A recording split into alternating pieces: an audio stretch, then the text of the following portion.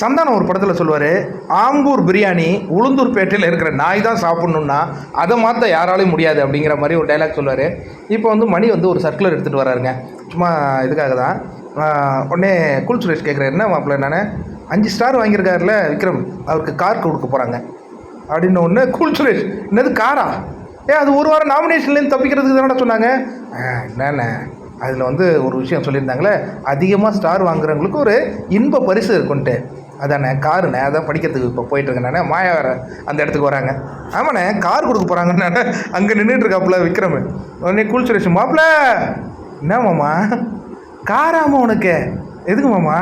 டேய் நான் முன்னவே கணிச்சு சொன்னேன்டா, நீ அமைதியாக இருந்துன்னு எல்லாத்தையும் வாங்கிட்டு வேணே.